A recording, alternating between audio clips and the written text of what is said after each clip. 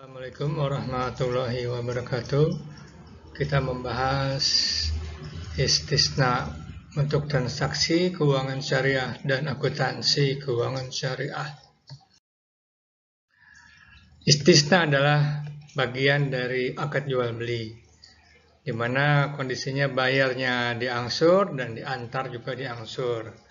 Bahasa komersilnya bayar diangsur itu berdasarkan termin, dan antar angsur itu adalah progres.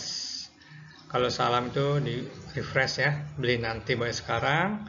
Kalau murabahah, beli sekarang bayar nanti tapi diangsur. Oke. Istisna itu untuk barang pesanan ya. Model dan ukurannya itu khusus. Jadi tidak bisa dilihat barang itu sebelum jadi. Kalau bisa dilihat pun hanya sebagai contoh. Kalau dipakai untuk beli produk konstruksi ya menurut buku referensi. Nah, potensi untuk pembayaran yang berimbang kalau menurut dosen. Produk konstruksi kalau perumahan itu bukan perumahan yang sudah jadi, tetapi rumah yang mesen dengan spek yang khusus. Ya, penggunanya itu bank syariah di beberapa level, BUS, UUS, dan BBRS. Nasabahnya juga perorangan dan perusahaan ya. Mekanismenya, pemohon barang berminat untuk dapat jasa bank syariah. Pemohon sudah punya gambaran barang secara rinci, secara detail, sudah tahu kisaran harganya, sudah tahu spesifikasinya. Pemohon dan bank syariah sama-sama sudah punya referensi perusahaan yang jual atau yang bisa membuat barang tersebut. Bank syariah kemudian memesan dan membayar lunas barang tersebut, kemudian barang diproses. Ini dosen contohin barangnya dibayar lunas ya sama bank syariah agar nampak dengan mudah dilihat jual belinya. Kemudian pembeli membayar di awal sebagai uang muka, kemudian dibayar pada termin berikutnya, pembayaran kedua, kemudian saat barang selesai dibayar finalnya ya.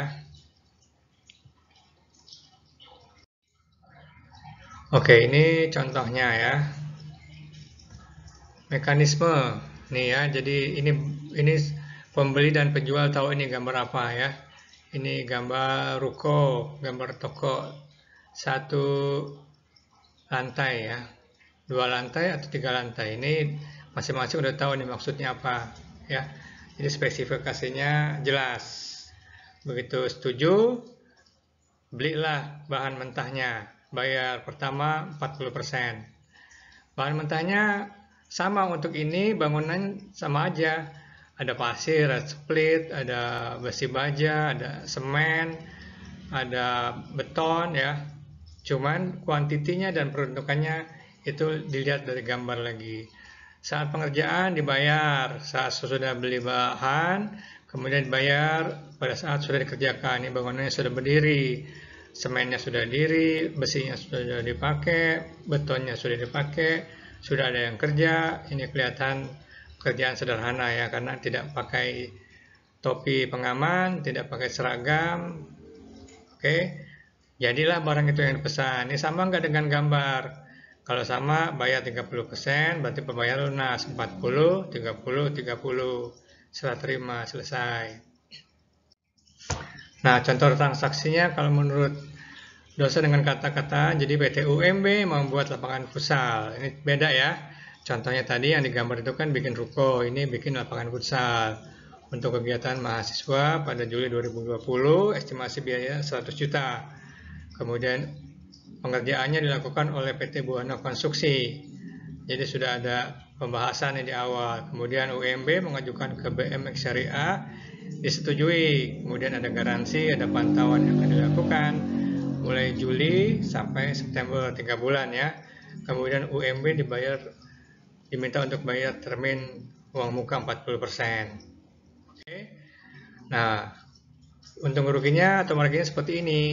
Harga jualnya 100 juta, margin untuk bank 10% yaitu 9 juta, HPP-nya bank membayar ke kontraktor 91 juta, pembayaran pertama, kedua, dan ketiga. Ya. Nah, pembahasan lembaga keuangan syariah hanya sampai di sini. Selanjutnya kita bahas akuntansi ya. PT Bank BMX Syariah pertama menerima DP ya.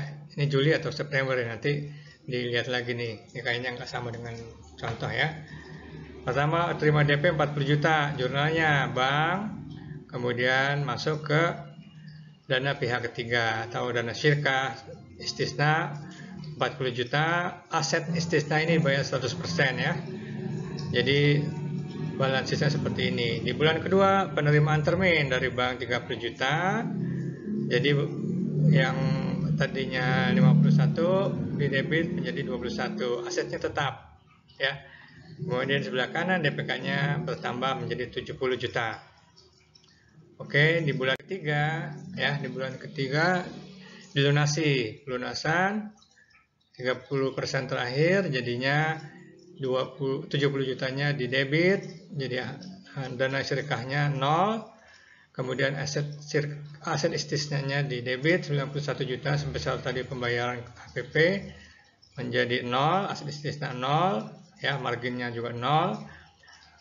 Tinggal pendapatan banknya diakui di akhir bulan September atau akhir bulan ketiga sebesar 9 juta ya. Maka return earning-nya 9 juta ya. Nah, tantangan untuk istisna sejak 3 tahun lalu akad istisna dilaporkan relatif kecil. Angkanya itu di bawah 10%, sekitar 7% ya. Menurut referensi, istisna dicontohkan untuk transaksi pembelian dengan pesanan seperti rumah dengan pekerjaan konstruksi.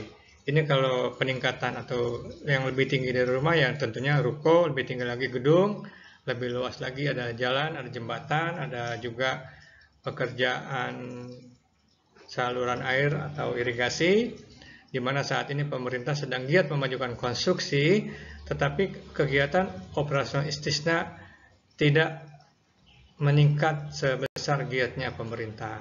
Demikian perkuliahan dari dosen. Terima kasih. Assalamualaikum warahmatullahi wabarakatuh.